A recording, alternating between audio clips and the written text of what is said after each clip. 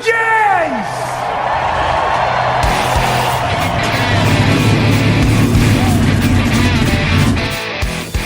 Hit the pace car!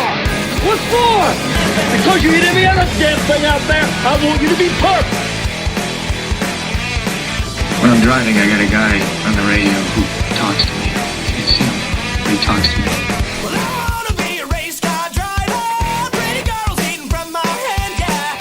Wanna live a life of fun and danger. No sweater working for the man, alright. Well, hey. Well, I wanna be a firefighter. Cool headed when the heat is on, yeah. Save my baby from the burning building. Take her home and put the sprinklers on, alright. Well, alright. No, he didn't slam you, he didn't bump you, he didn't nudge you, he rubbed you. And rubbing, son, is racing. Hey race fans, welcome to the Hoobazoo Radio Network and welcome to Drafting the Circuits. My name is Frank Santoroski. I'll be your host for the next hour as we discuss everything racing from the past week. Before we do that, let me introduce you to the panel I have assembled for you tonight. With me, Mr. Richard Youden, race engineer, and Seth Eggert, the NASCAR correspondent over at Motorsports Tribune. Our good friend Gray Warren is off on assignment, taking care of some business. But gentlemen, how are you both tonight? Doing good. All right, great to have you on.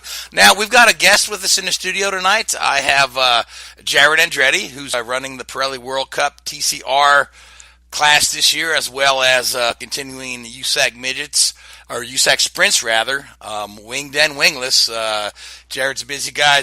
Jarett is the son of John Andretti, the grandson of Aldo Andretti. So there's a lot of good short track pedigree right there. Also, his granduncle is Mario Andretti's cousin is Marco. Uncle is Michael Andretti. So on top of that, your dad's godson is AJ Foyt, and one of your dad's good buddies is Richard Petty. So I guess it's just natural that you ended up racing cars. And Jarett, good to have you on the show. How are you tonight? I'm good. I appreciate you guys having the first panel discussion I guess I'll have ever had, especially on a radio show. So I look forward to it. Something new. All right, great. So now you've been racing in USAC for roughly 6 years. Is that correct? I started racing in USAC mainly in 2014. So I mean that's probably 3 or 4 years, something like that. I'm starting to get a little bit older now. I know how that goes. I'm losing track of time. Yeah, so, but now you've joined the David Tilton team along with Copeland Motorsports in the Pirelli World Cup. It's a new class, the TCR class, 2.0-liter turbocharged modified touring cars. You're running a Volkswagen GTI, which, when I was in college, I had a Volkswagen GTI, and it was one of the most incredible cars I've ever had. But so you've run at COTA, you've run at Virginia. You've got Lime Rock coming up on Memorial Day weekend. So, with that being said, how difficult is it to switch gears from the dirt short ovals to these little fast and furious cars, for lack of a better word? Yeah, it's just totally different. I mean, I can tell everybody, I go from the normal run 60 races or so with the sprint car on dirt ovals with a rear-wheel drive car, and then I go to the TCR races and run the Volkswagen and a front-wheel drive, pavement, and road course. So, I mean, you couldn't get it any further. There's no similarity as far as that goes from, as far as the eye can, just on the surface. There are some, some things you can learn, especially in the rain, running from, the dirt stuff to the pavement stuff. But it's really been a totally new experience for me. There's no data on the sprint car. And I've never worked with an engineer on the sprint car, but now I'm working with an engineer and data and, just taking all that in as well. There's so much more information available to you that's not available to you on the sprint car side of things, And I still take some of the things that I've learned in the sprint cars as far as watching the track, watching what other people are doing. I go and look at other corners, because that's what you do in the short track stuff to see what other people are doing. And so I take some of what I do on the short track and apply it to the courses, and I think it helps. So now these the touring car races, they're they're relatively short in length. You guys run like double headers. They're less than an hour apiece. Mm-hmm. And how quick is the turnaround on the double headers? Is it one Saturday, one Sunday, or are you guys running twice in one day? Typically one Saturday, one Sunday. When you go to Lime Rock, though, it's going to be 2 races in one day, so it's going to be pretty hectic that day. It's a 2-race deal. You run, you practice, qualify on a Friday, and you race on a Saturday, and then I go home. And it's funny because actually I'm going to race at Terre Haute on that Wednesday, fly to Lime Rock on Thursday, practice, qualify Friday, race Saturday, fly back home Saturday night, and race Kokomo Sunday. So I'm going to do I have a PWC weekend booking by a couple sprint car races. So it should be a good time. Well, you're probably the right guy to do it. After all, your dad's the guy that invented the double duty at Indy. Yeah. Flying back and forth from track. So I just want to touch on your dad for a second. John Andretti, really respected guy in motorsports, very versatile driver in his career, and you're kind of following, by doing some different things there. But there was a health scare. He had stage 3 cancer.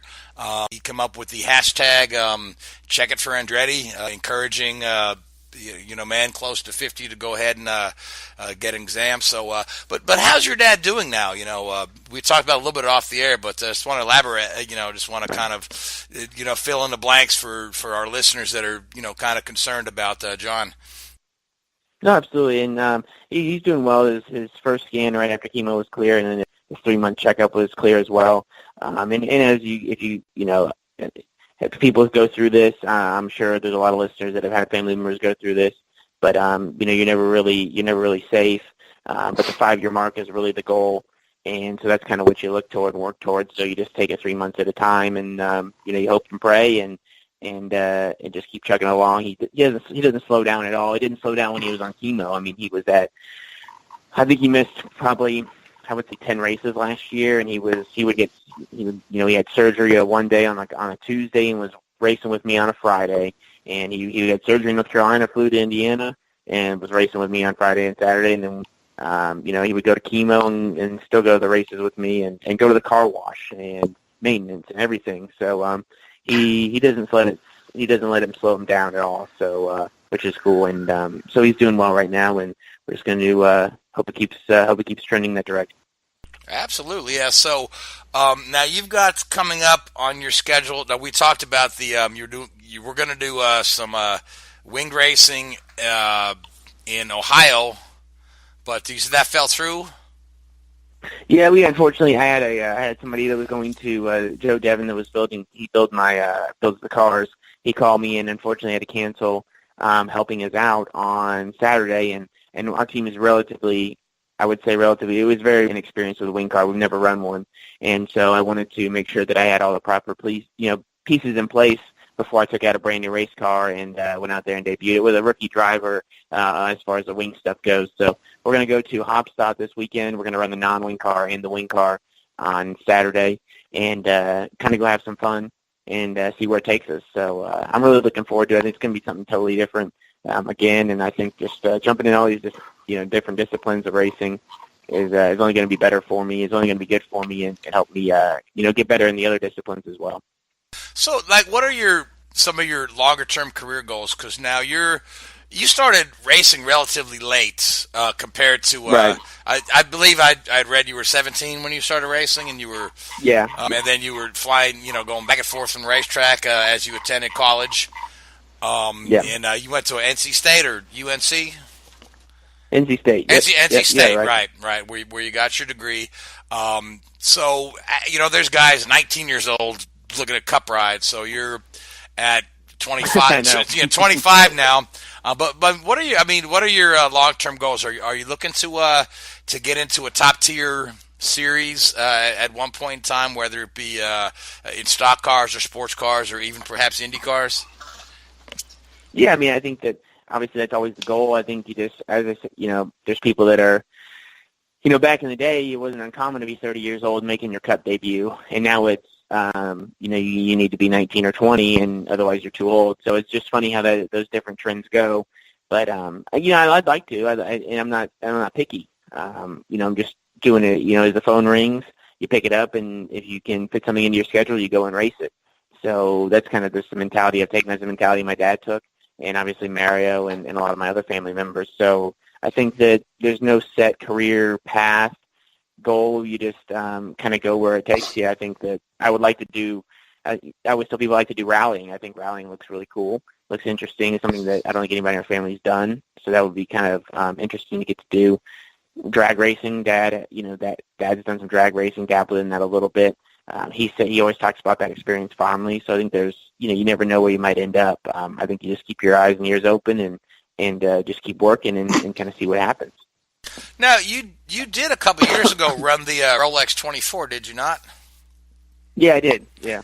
So what was that experience like? I mean, you're talking that's you're used to the really short sprint races on the short tracks. Now you're doing a couple hour long stint. Well, it was really cool because I got to do it with my father, and that was fun. And I had a couple really cool teammates with Anders Krohn and Taylor Hackard, and we had a good time. It was unfortunately we blew up about 12 hours in, but those are kind of doing that race is kind of we had a gearbox issue early in the race, and we went 20 or so laps down on the first stint because they were trying to fix the gearbox. So we went out there and we're running laps, and it was just really, it's a surreal experience when you look up and you're doing a stint at 3 a.m.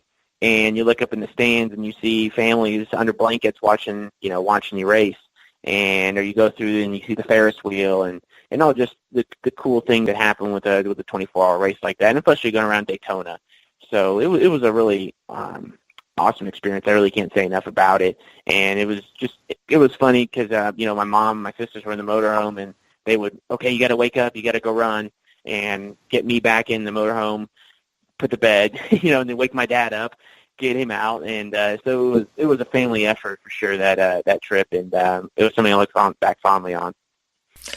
Yeah, that's got to be an amazing experience. It's even just, Seth and I have been just to watch the race, and just you have to watch it in stages too. I can't imagine the bouncing back and forth, in the car and whatnot. So, but now you're running with David Tilton, who's military to motorsports, and he's also associated with your uncle's team on Alexander Rossi's car. So tell us a little bit about how you kind of hooked up with David Tilton and Copeland, going from running USACs to doing this Pirelli thing. Well, I was in the shop one morning and working on my sprint cars, and that's what we do every day. And David just wandered into my bay, and we have a little bay in the back corner, and he was just looking around the shop, and he was talking to me, and I, like I mentioned you guys off the air, I talk to everybody that comes into our bay. I mean, there's everything from schools of kids to CEOs to fans to, you never know who walks in and out of your bay. And so you talk to everybody, and you show them your race cars and explain to them your race cars, and if they're small enough, let them sit in them. And I was talking to David, and I was telling him how I like to go sports car racing. Like, I do some other stuff. I really wanted to go road racing. And he goes, well, as a matter of fact, I have a sports car team. Why don't you go look at the car? And that was right around this PRI show, and they had the Audi RS3 TCR car out there. And he goes, I'm going to be importing the Volkswagens. They're the exact same car with a hatch on them. And if you want to run one, let me know. And so I went and looked at the car. They're beautiful race cars, and they're purpose built. And the interesting thing is they're purpose built race cars, but they're 65% of the parts are actually the same parts that are on the GTI that's on the road. So they did a great job making the race car, look like the street car. Actually, I was tell a story. I was driving behind the GTI on the street a couple weeks ago, and it was like I was racing because it looked exactly the same as all the other GTIs out there. So but anyway, so we kind of got hooked up with that, and we tested before Christmas, a couple, like 3 or 4 days before Christmas, and then we started racing, went down to Dakota and started racing. So it was kind of happened just by happenstance, really. It wasn't anything planned out or anything else. So now it seems like just like you've had 2 races under your belt, right? One at Dakota, one at Virginia. But it looks like the Honda the Honda's got a pretty good car with Brian Hurta's team. The Hyundai and with Brian, and then The the Honda with Brian Eversley. Yeah. Yeah. So what have your results been like, and what are you looking to maybe do differently when you get to like Lime Rock, Portland, and Utah? Well, the first race weekend we had a bit of an issue. We actually made some contact with the guy the first race, and it ended up knocking the radiator out of it, blowing the motor. And then the second race, there was some sort of machining problem on the vacuum connector, and we weren't getting full power. So we actually didn't finish a race down in Coda. Went to VIR and had an issue the first race. Had to go through had to go through a drive-through penalty, and then the second race we finished, and we had some speed early, but we just struggled to kind of get and we hadn't done a full race, so I don't think we had knew exactly where the track was going to go. It really took a lot of rubber as far as it got significantly blacker throughout the race, and it was just something I wasn't expecting. Those Pirellis are pretty soft, and so it's just something that I think we hadn't accounted for.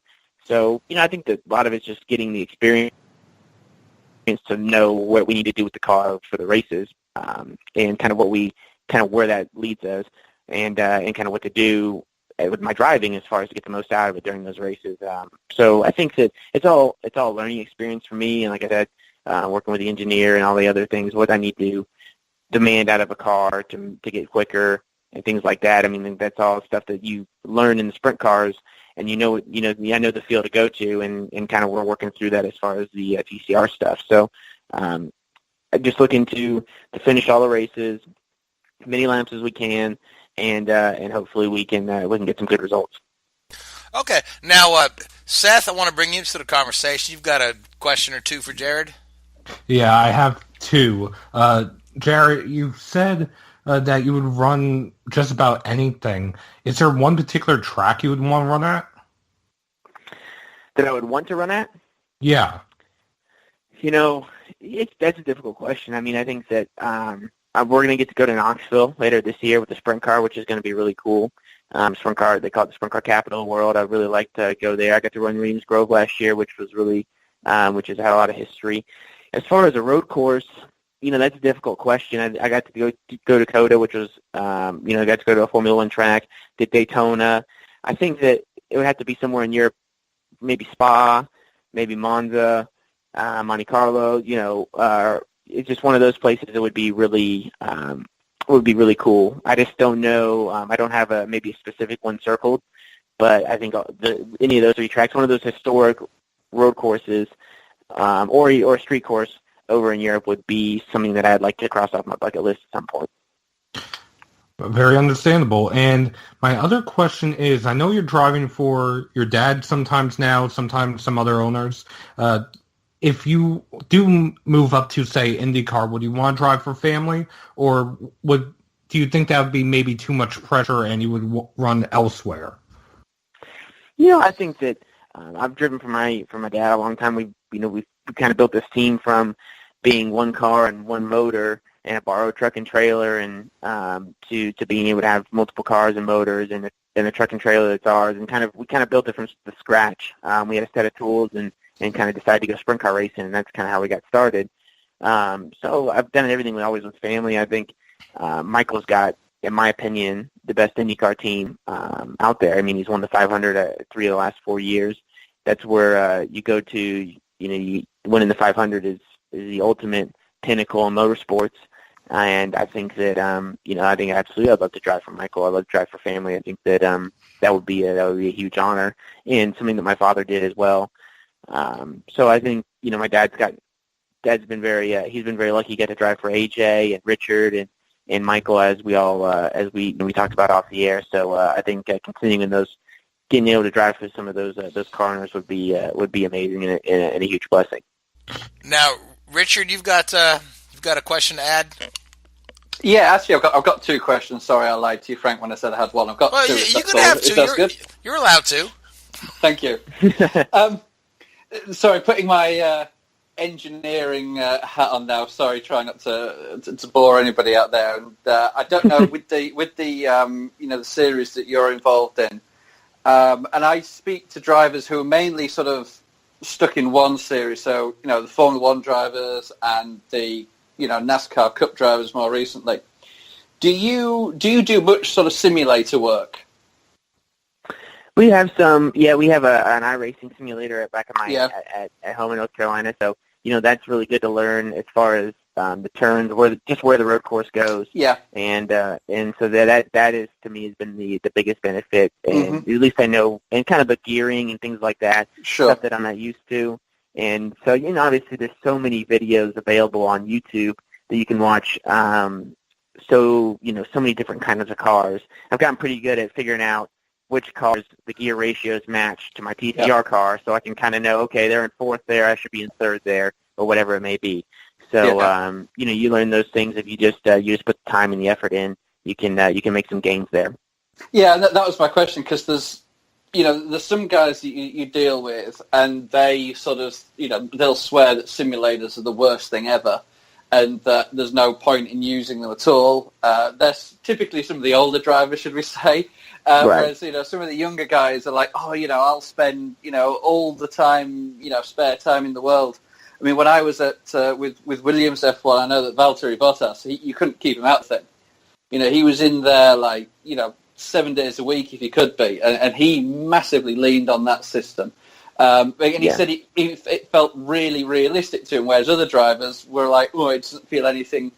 And I'm sure partly that's a mental thing. If they want it to be good, it'll be good. If they don't, it won't. Right, absolutely. And I think that, it's what some would work for the older drivers, it's just, racing's just like anything else, right? There was, 20 years ago, computers were barely around. Now they're a part of our everyday life. Cell phones were not around. It's just, you have to be able to adapt and I think use all those tools to your advantages, because there's people that are going to use those tools. Drivers used to not work out. It was until Senna came along in the early 90s or in late 80s that that you guys really started to get serious about their fitness and their diet. So I think that the simulators, are the same, under the same token. It's going to be guys that get on board and learn how to make them use to their advantage. It's going to be a tool for them to excel. And that doesn't mean it's going to make them better than guys that don't use the simulator, but I think it's going to help close that gap possibly if they're close. You know what I mean? Yeah. Yeah, no, totally. And I mean, again, being an engineer, I'm a big believer in them. And, as you say, even if it's just a familiarization tool, and, I'm sure by sounds of things, the number of races that you're involved in and the number of different circuits you go to, it's a massive benefit. But that was sort of leads into my second question, really. And, from being involved in so many series and so many different types of car, you look at a lot of the sort of high-end motorsport these days, so the Cup Series, IndyCar, Formula One.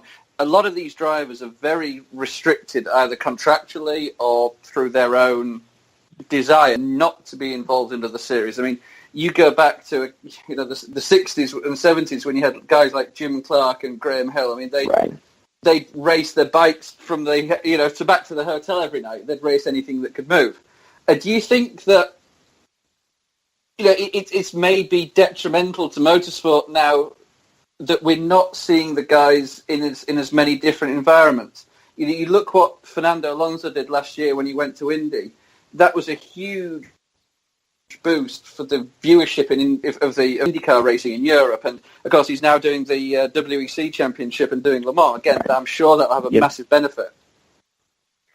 No, I think that's a great question. I think absolutely it is. I think, I understand the way that motorsports has gone. Back in those days, it was, hop in a car and drive it, and there was not as many, there was owners that didn't have sponsors, or if they did have a sponsor, it didn't matter who was driving it, but they become, sponsors become so synonymous with the guys that are driving it. You think of DuPont, you think of Jeff Gordon, you think of Lowe, you think of Jimmy Johnson. So, for them to get hurt or do something else, it makes it difficult for a partner to get or a sponsor to get involved. But I think overall, it does hurt the motorsports, because I think they don't create these mega stars anymore. As far as, like you talked about, the Jim Clarks, the Graham Hills, the Marios, the Foyts, those people that they would show up, they would go run DeCoin. Mario would run DeCoin in a Silver Crown car, and then he would go run the Formula 5000 race, and he would fly back and forth. and do that. And so it creates these people that are, and it creates this fan base as well, that guys that are watching the Formula One race are now paying attention to what's happening in the Silver Crown race, because they saw Mario win in Monza, and they want to see what he's going to do at Springfield on the mile. And then you see the people in the Springfield mile going, man, what's this spa all about? I need to figure out, a spa? Do you mean the one I go to and get, no, it's a racetrack, and they're in a Formula One car, so it just creates this breed, it creates these fans that allow them to go across different, and it gets people exposed to these different forms of motorsports. I told somebody a couple weeks ago that I think that there are sports car fans, that only know sprint car racing, and I think that if you can get them to watch a sports car race, they'll think, maybe this is really cool, this is really interesting, and I'd like to go to one of these instead of spending my money on a ball and stick sport, because the way I look at it is motorsports needs to work together. NHRA, NASCAR, IndyCar, those are not. It's not NASCAR versus IndyCar versus NHRA versus short track racing. They all are together. It's all of them versus the NFL, the NBA, MLB, NHL, whatever it may be, because we're all in this for the good of motorsports in general, and I want to see them all succeed, whether it be drag racing or rallying or IndyCars, Cup cars. Doesn't need to be this division, and I think that Fernando helped bridge that gap, and so I'd love to see somebody else do that, and I'd like to see that happen more often. I think it's helping WEC as well. I mean, I'm paying attention to WEC because I want to see Fernando do well. I met him last year, and he came back and looked at my sprint cars, and he was asking questions and intelligent questions, and I told him whenever he wanted to drive one, I would have one ready for him, and he said no way. But who knows? The offer's there. Yeah. No, and that's sort of interesting and also from a personal level. You sometimes you listen to athletes playing lots of sports, and it'd be interesting to sort of ask your opinion on this. Do you find, in a way, the higher up the sort of, for want of a better word, the motorsport pyramid you climb, it becomes less enjoyable because it's more, structured from a media and a PR point of view, or do you still feel you've got that freedom a little bit? Yeah, I mean, I think that's a, I think anything that becomes, there's more pressure, there's everything that else goes with it, that's a tough question. I think that, there's two sides to that token, because there's more pressure, it's more structured, there's more money involved, there's more sponsorship involved.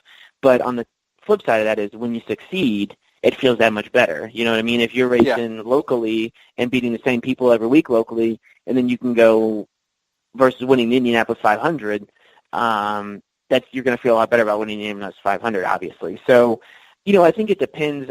One thing I have liked seeing, especially in Formula One, to talk to you about that, it kind of got, in the early 2000s, there was a lot of, there was the Schumachers, the Hakkinen, the Mika Hakkinen, Kimi Räikkönen. They were so focused and so, I'm not going to say they didn't have a personality, but they were just very much straight-faced, to the point, show up and race and try to win, and then go home. Yep. But now you have all these different personalities. You have Ricciardo, you have Vettel, even Hamilton's loosening up a little bit. Obviously, Alonso, he is as well, and then you have Verstappen, and then you just have this different culture that I've seen in Formula One, at least from the outsider's perspective.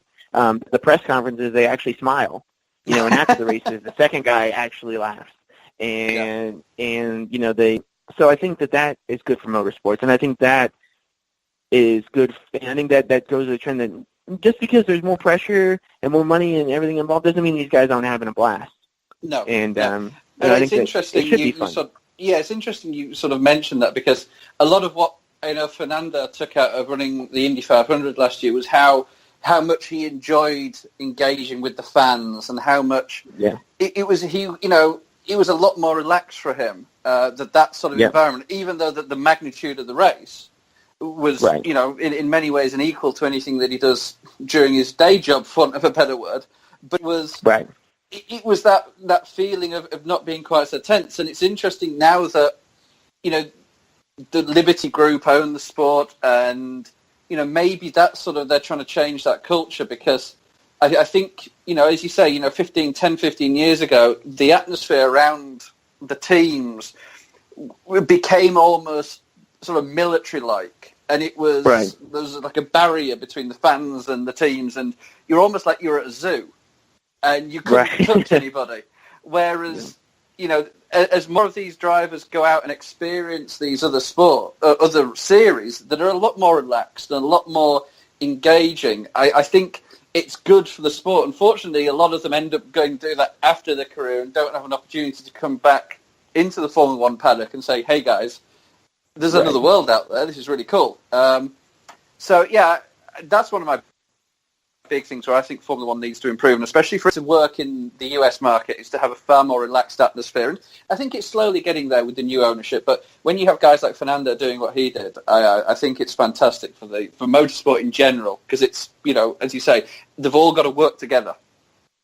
Yeah, absolutely, and I think that's the cool thing about short track racing is there's been times I've rolled up under red. There's been times I've crashed, and I get out of the car, and I have fans screaming at me, go back. I ran a super modified up at Oswego, and I throttle hung one night, and I crashed. And I got out of the car, and the fans came out after the fans and said, go back to where you came from. We don't want you here, yada, yada, yada. And I just gave them a thumbs up. How you doing? High five. I'll see you guys next week. Got out of the car and went back. And I came back next week. There was a red flag. I pulled it out of gear. I'm like, oh, okay. I'm in turn 4. The guys come to the stands, and go, hey, Jarett, how's the car? How you doing? And I'm going, it's just that interaction of, you talk to them. You're in the car. It's lap 20, and you're going, the car's a little tight. We should be all right here. Hopefully, some of these guys, he's getting free in front of me. I can get him. So I think that interaction between the fans and drivers has to be there, because those are the interactions that fans remember forever, and those are the ones that get fans for life. I can't tell you how many times I've been told stories of, I met Mario at Springfield in 1967, and he signed my hat, and here's the hat. And, it's something that it took a minute, but it was a personal interaction with him, and that's different than anything else that they've experienced. Exactly. And I think that's, that makes a big difference. Anyway, sorry. And that's what I always sort of say about these, the guys. People say, these, Formula One drivers or NASCAR drivers or IndyCar drivers or whatever. And it's like, they use the bathroom same as you or I do. They're no different. They're human beings. They're real people. And it's a shame that, we don't get that interaction. We don't get that human side as much as we maybe should do. And it's, as I say, I think that's the big barrier that motorsport is facing, and it needs to sort of try and break that down a little bit. Yeah, and I mean, another thing about motorsports, and too, is you need to do things to get these guys in the public eye, because I think one of the things, and the difference in motorsports and a lot of these other, is you can't see their faces during when they're doing what they're doing best and what they are paid to do and what they're famous for and what makes them special compared to everybody else in the room or everybody else in the world is, driving the race car. They can't see their faces. I mean, these guys, basketball players, they become synonymous because they see their face for 12-minute quarters, and even football players, they take their helmet off and you can see through their helmet. Same with NHL players and baseball players. So I think you need to even do more on that side of things to get these people to be recognizable and these brands to be built, because that pulls everybody up. As these drivers become more recognizable in the public eye, it makes it easier for them to promote and for to get fans there. And it's a cycle. It's pushing the snowball from the top of the mountain, and it just builds momentum. And pretty soon you have not that you don't have a fantastic product already, but it just creates more and more and more.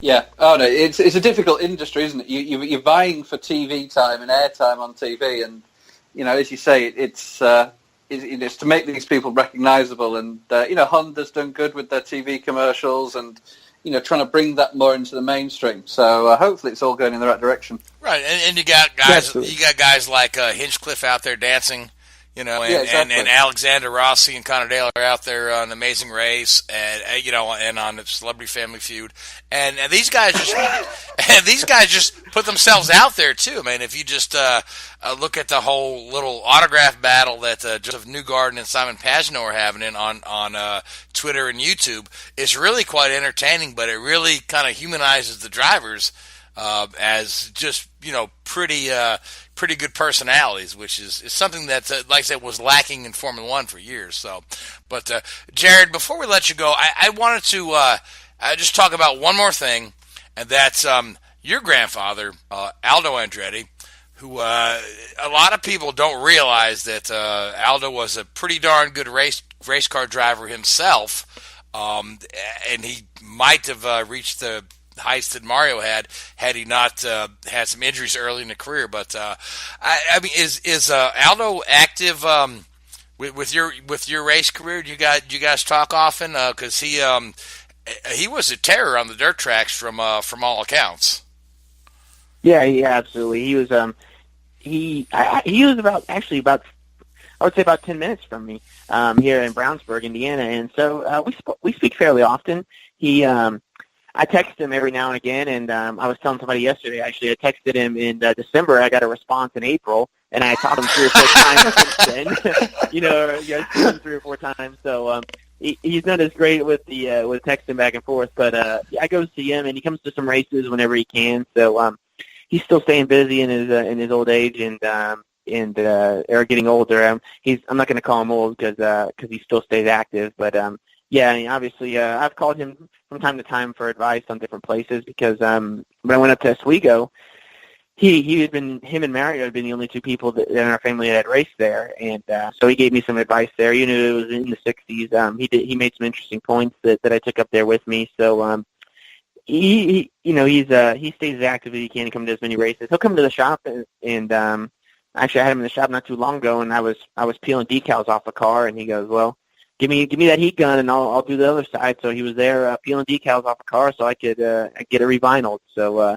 he's like I said, he's into it, and he loves racing as much now as he did when he was came to the United States and was 16 years old, and building a modified for him and Mario to go out to Nazareth in.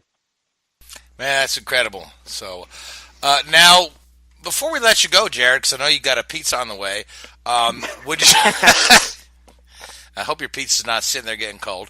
But, gosh, we sure have enjoyed talking to you. But I want you to just let our listeners know where they can find you on social media, where we can follow you, any events you want to plug. I know you've got like a meet and greet coming up with where you're going to be side by side with Michael's IndyCar drivers.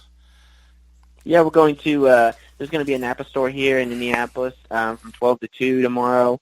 And they're going to have the 4 IndyCar drivers. I'm going to have my wing sprint car there. I'm going to be, I'll be by the sprint car talking to people about it, and then come by and stop by and say hello, and I'd love to talk to you. And otherwise, you can find me on social media at Jarett Andretti Racing for Facebook, Andretti Autosport Short Track for Facebook, and then at Jarett Andretti Twitter, and at Jarett Andretti Instagram. So I keep it simple.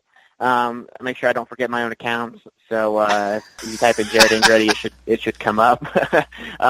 And so follow me there, and you can ask questions.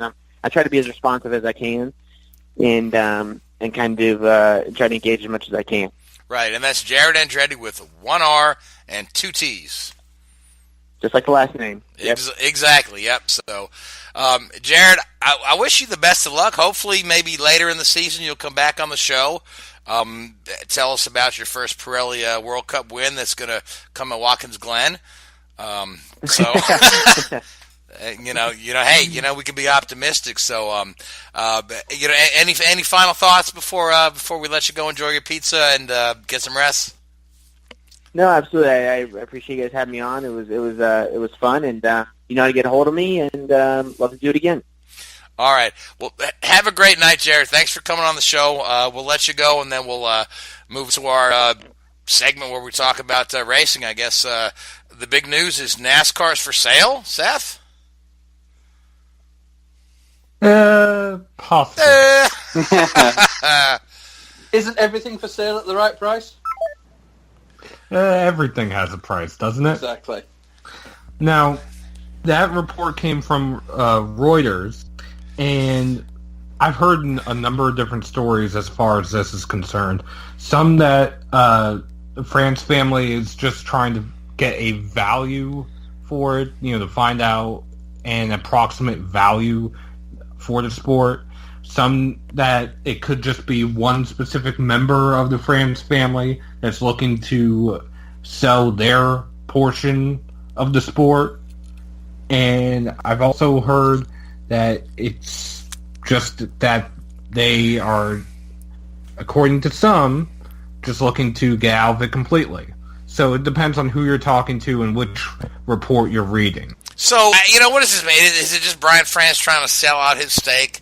Is he trying to jump off a sinking ship, or is this just? Well, are they just trying to bring another partner in, where the France team is still going to hold some control? Well, and here's where there's a little bit. Is it too early to tell? Well, I'd say it's too early to tell because there's also debate whether or not Brian France has a stake in the sport, because there's also a report saying that about 2 years ago he sold his stake to Lisa France Kennedy and Jim France. So, again, it depends on who you're talking to. Okay, so we'll just have to see how all this plays out. But in the meantime, NASCAR actually ran a race this weekend at Dover. 3. They ran 3 races. Okay, well, all 3 the Cup Series ran a race at Dover, and then the other 2 series were active. So, Seth, go ahead and take us through Kevin Harvick, 4th win of the year, it is or his 5th? Fourth win of the year. 4th win of the year. The most he's ever had in a single season was 5. That was his championship season in 2014. I have some quotes about that a little later. But Harvick dominated the race. He won both stages. The first stage actually came down to fuel mileage. Denny Hamlin ran out of fuel. I want to say Truex Jr. pitted with a tire issue. A few others were on the verge of running out of fuel. Harvick coasted across the line because he was trying to save fuel. And NASCAR opted to open pit road earlier than normal. It's not a change in the rules. It's not a change in policy. NASCAR just decided to open pit road earlier because they didn't have enough push trucks to push 15 cars that were about to run out of fuel. In the end, Harvick, like I said, he dominated. He led just over half the race. Clint Bowyer, his teammate, finished second. It is the 5th or 6th time this year that all 4 Stewart-Haas cars finished in the top 11. It was pretty much Kevin Harvick's day from the get-go. He won the first practice. He won the second practice. He won qualifying. The only thing he didn't win was the final practice. Otherwise, it was a pretty team race, all in all.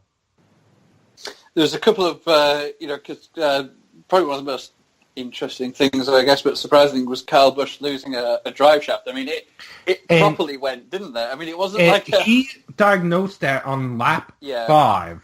He said he had a vibration. This was on the radio, and it was about 5 or 6 laps later. He said that the vibration was coming from the drivetrain, and he was able to nurse that car to lap 271 when it shattered into pieces.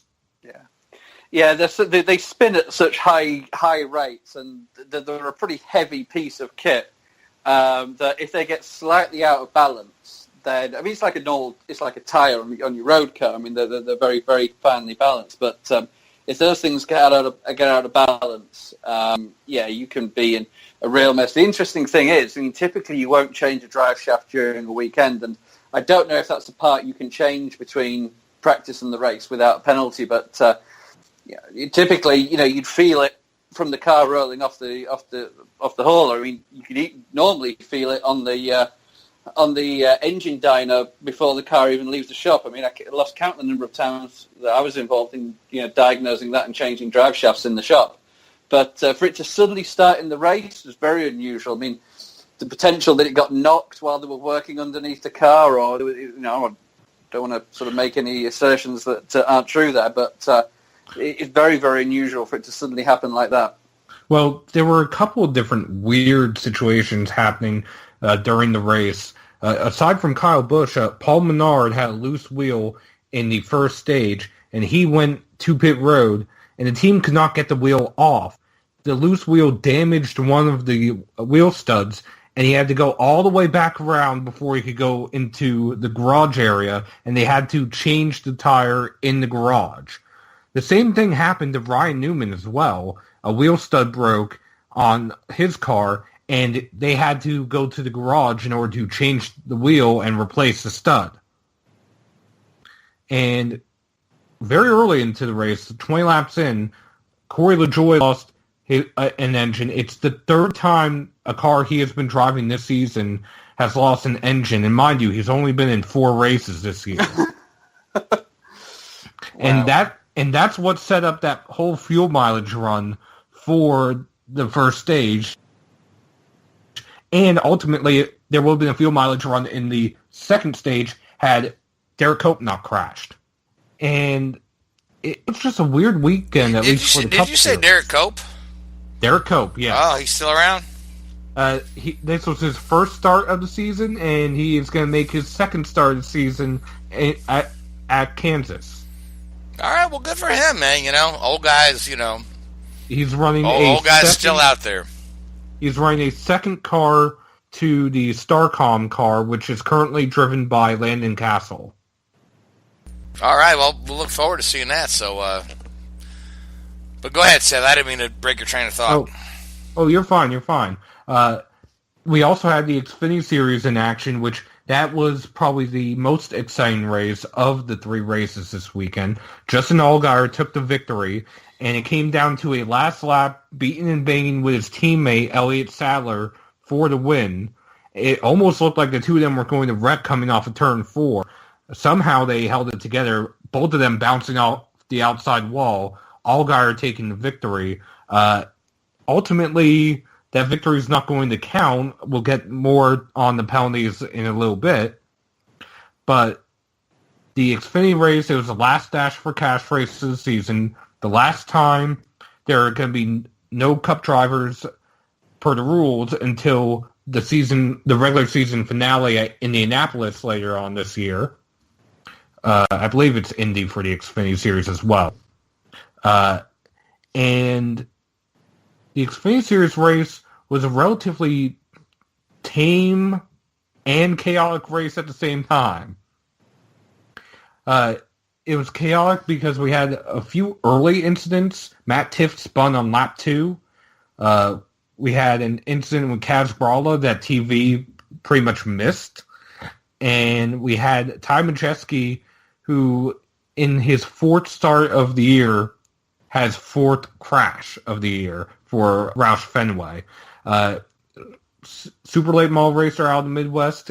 It seems like he's still running with a super late model mentality. Run hard throughout the entire race instead of trying to save your stuff to the end of the race. But that's another story for another day.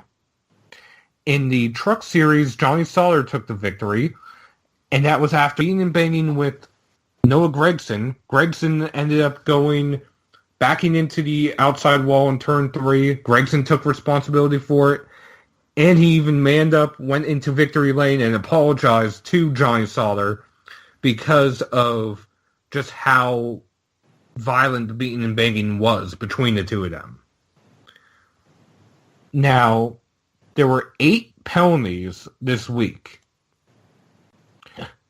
Daniel Suarez and Clint Boyer both had rear window issues. For Suarez, it was not flush to the deck lid. That's an L1 penalty, 20 driver and owner points, and his car chief is suspended for the next 2 races. For Boyer, the rear window was not rigid. That's a penalty we've seen multiple times this year with Kevin Harvick and Chase Elliott. And once again, 20 driver points, 20 owner points, car chief suspended for 2 races. Austin Dillon, and this is something that NASCAR warned the teams that they were going to start doing a couple weeks ago. The front splitter was not flat. It was not straight. They were going to start measuring it with a straight edge. As a result, his crew chief has been fined $25,000, and his car chief is suspended from the next race. Justin Allgaier, as I alluded to earlier, he had an issue with the truck trailing arm spacers and pinion angle shims. They were not in complete contact with the corresponding mating surface. That takes away his playoff points, the automatic lock for the playoffs, and 25 driver and owner points. His crew chief is suspended for the next 2 races, but he gets to keep the $100,000 bonus from the Dash for Cash. Why is that? Because NASCAR is classifying that as a contingency bonus and not a competition bonus. The penalties only affect competition bonuses and not contingency bonuses. Now, the weirdest penalty has come from the Xfinity Series. A crew member, Michael L. Hayden, has been suspended indefinitely and has been charged with criminal violations, domestic violence, trafficking, and assault after he got into a verbal argument with his former team owner, and a fight broke out and he broke the team owner's jaw. Okay, I don't know so what the big deal is. That's just a normal day at work for me. I don't know what the I was big deal gonna is. say, yeah, I was like, so all in all, it's been a really crazy week in NASCAR. And Junior Motorsports did put out a statement as far as Justin Allgaier is concerned, and they are not going to appeal his penalty. Now, which penalty was that? You said so many. That was the pinion angle, wasn't it? The pinion angle and truck trailing arm spacers. Okay, But the interesting thing was, not they turned around the and punching the guy in the face one, right? No. Okay. No. But I did find it interesting in their statement. It's like, well, that damage was caused by a post race, contact at the end of the race, and we never cheated. Well, then appeal it if it was caused by late race contact if you can prove it. It was a bit of a. I'm pretty certain that they knew exactly what they were doing. But like I said, they're getting to keep that $100,000 bonus. Granted, if NASCAR took that away, it would still be going to Junior Motorsports with Elliott Sadler, who finished second. Elliott's car was also taken back to the R&D Center, and it passed inspection at the R&D Center. So, whether or not you agree with NASCAR's decision to let Allgaier keep the $100,000 bonus, it's up for debate. There's some saying that he shouldn't get it because the car was illegal, but because NASCAR's saying they're only penalizing the competition bonuses, there are some people saying where it's not a competition bonus, it's a contingency bonus, that he should keep it. So there's a little debate there. I guess it's ultimately up to NASCAR to make the rules there. So we're off to Kansas for a Saturday night race. Correct. And so Kansas, you gotta look at a guy like Martin Truex, who has been pretty spectacular on these type tracks all last year. You like Martin for Kansas, or think the Fords are just too strong right now? Well, Kansas, Martin did sweep last year, and that did also start his string of, it was the second of his string of 8 race wins last year. So it really depends. It looks like it's going to be a battle right now between Harvick and Kyle Busch and maybe Truex, but it might be a little too early to tell whether or not Truex has the same magic he had last year.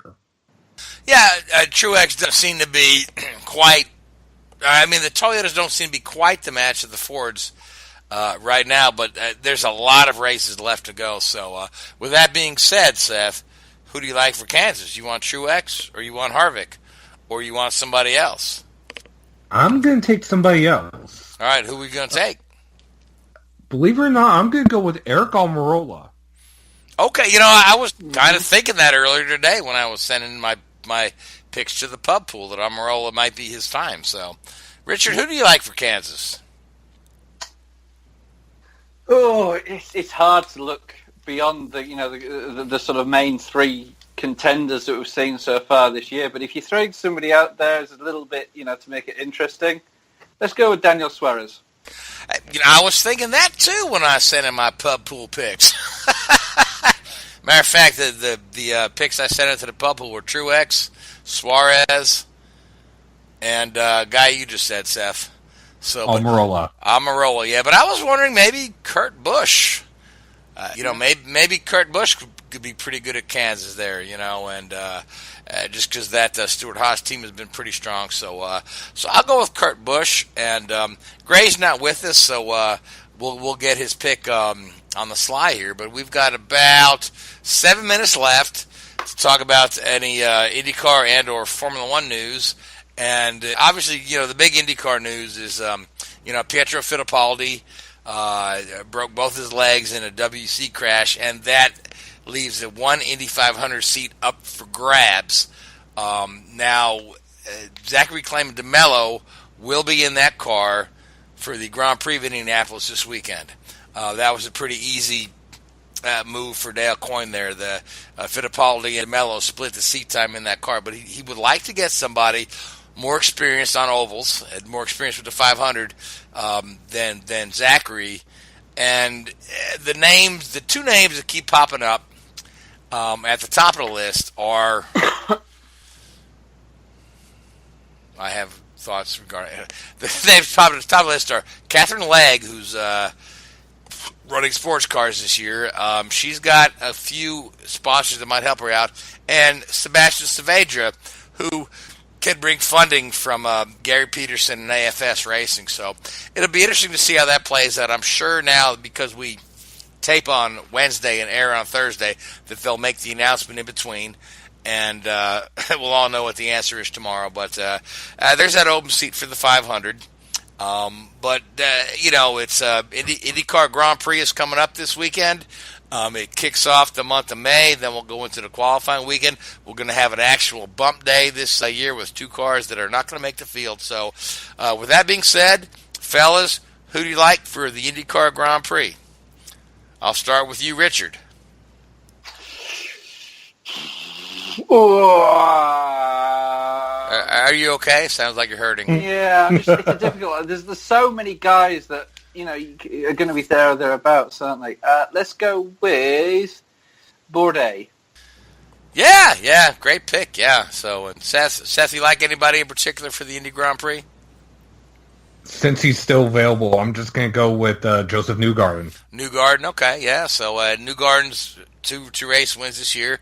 I look at the IndyCar Grand Prix, and Will Powers won it twice, what's his name? Pagano's won it twice.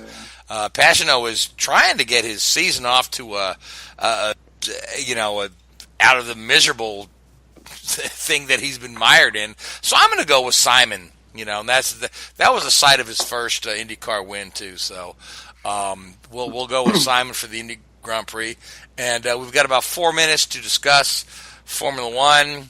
We've got where are we going next, Richard?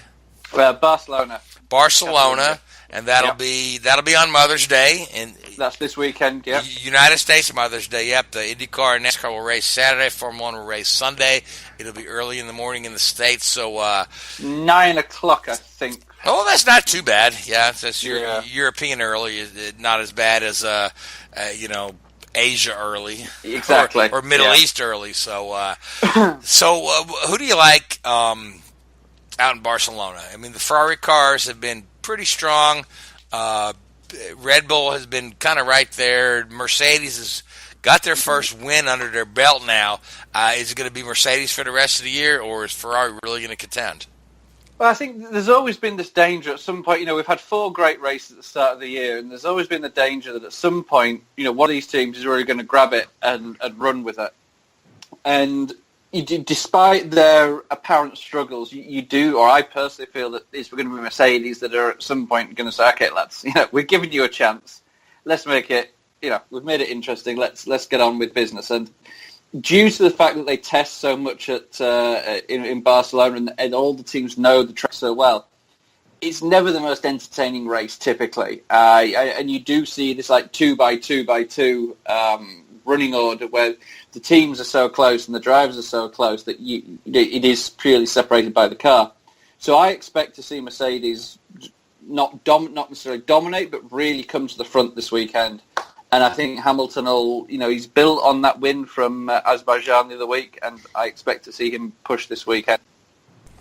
Okay, Seth, you have any thoughts on the Formula 1 race coming up?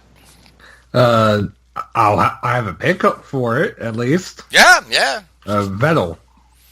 Okay, all right. And I'll go with Valtteri. Because he's one of these days, he's just going to say, I'm tired of following Hamilton.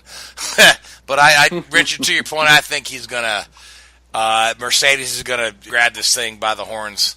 And we'll just see how it plays out the rest of the year. So, guys, we've got about a minute and a half left. Very, very quick, interesting. Very, very quick, interesting. Okay, this will be my any other business then. Yeah, this will be your final thought because Seth has one more thought he wants to get in. So, your final thought, and then I'll go to Seth. After 4 races of this season, McLaren have completed the most laps of any Formula 1 team. At this stage last year, they completed the least number of laps by any Formula 1 team. But yay, McLaren! Still slow, but still slow. I mean, they've completed the laps at least. I mean, exactly. Finish first. You first have to finish, and that's exactly. From the retirements they had last year. Yeah, that's a definite step up. Now, Seth, you have a final thought regarding Kevin Harvick and NASCAR. Yes, Harvick, as we said earlier, won his 4th race of the year, and it's 12 races into the season. Only 16 times has a driver won 4 races in the first 12. 8 of those, they've gone on to win the championship. One of those was Jimmy Johnson in the playoffs. And as I said earlier, Harvick's the most number of wins he's had in a single year is 5. We're only 12 into the season. When he won 5 in 2014, 2 of those came in the playoffs. So it looks really good for Kevin Harvick this year, and we'll just follow that the rest of the year. But guys, we are out of time, so I want to thank Jarett Andretti for coming on the show. A great interview, interesting young man. Follow his career. Let's see where it goes. I want to thank you, Richard, and you, Seth. I want to thank the Hoobazoo Radio Network, iHeartRadio, Spreaker, and iTunes for hosting us. And to you folks that tune in and listen to us every week, thank you so much. Good night. WHOOBAZOO,